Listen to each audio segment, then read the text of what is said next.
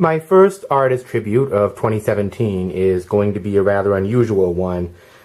Earlier this year, my boyfriend and I were at a store in the town of Waterville, Maine, called the Record Connection. They have a great selection of vinyl of all different price ranges. And we were looking through the dollar bin looking for vinyl, and all of a sudden I heard him say in a rather earnest voice, "Don't buy that." And I had no idea what he meant by that. And I looked at an album, and it was a group called Dave and Sugar. I had no idea who these people were.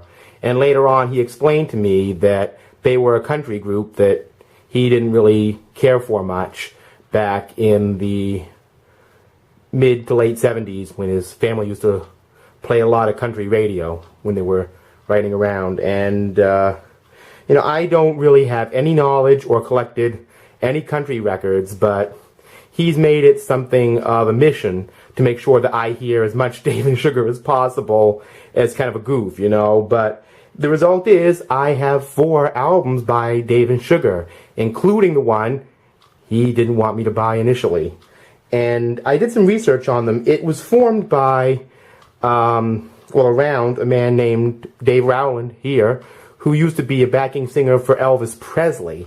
I don't know if he was a Jordanaire or whatever, but he put 2 women with him, who you can see there as backup singers, and they formed Dave and Sugar. There were 2 lineups of Sugar. That refers to the 2 women that he was with.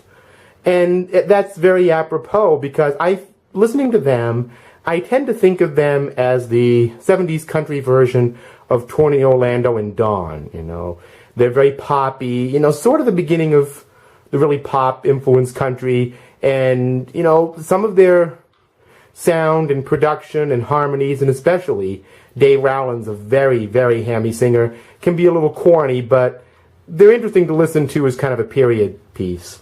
But here's the 4 albums I have by Dave and Sugar. Now, this is their first album.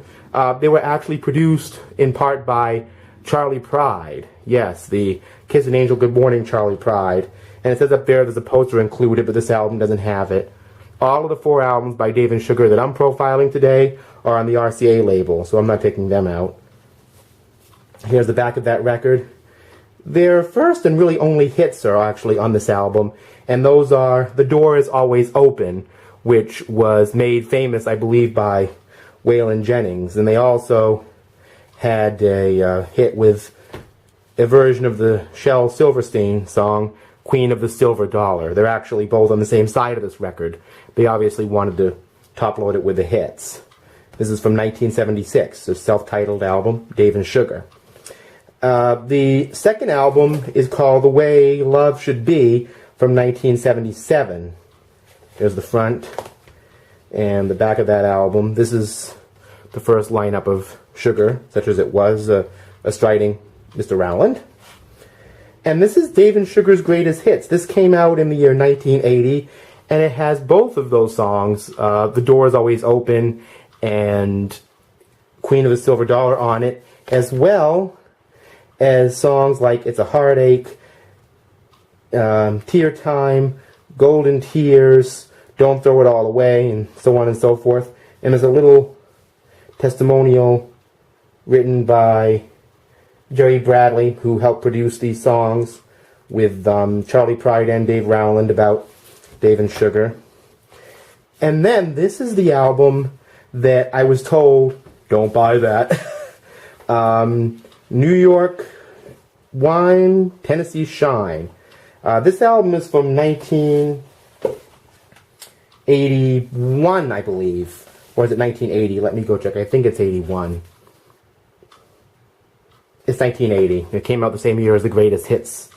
Or the Greatest Hits... no, that was actually 81. I'm sorry, but I got them out of order. But this album, when listening to it, Dave Rowland produced this. This album, has a different flavor than the earlier Dave and Sugar albums. It leaves country almost entirely behind. What it is very polished, soft rock with some mild, I would even say soul and disco influences in places. with a few country references, but it's really a pop record. So by then, Dave and Sugar seemed to have gone pretty much all the way pop, and just, you know, had some country song structures, but they really weren't country at all by then. You know, that's what I have for albums by Dave and Sugar. I never thought in the world I would have any albums by this artist or know anything about this artist, but I wanted to thank the guy I love for introducing me to these people. Listening to them is certainly a trip, you know, especially if you look at country music as being very hammy at times, you know, but it's entertaining in a very inoffensive way, I guess is the best word for it. A lot of people love their music, and, you know, if they like really light entertainment, this is light entertainment. So until my next vinyl profile, enjoy your music. Thank you.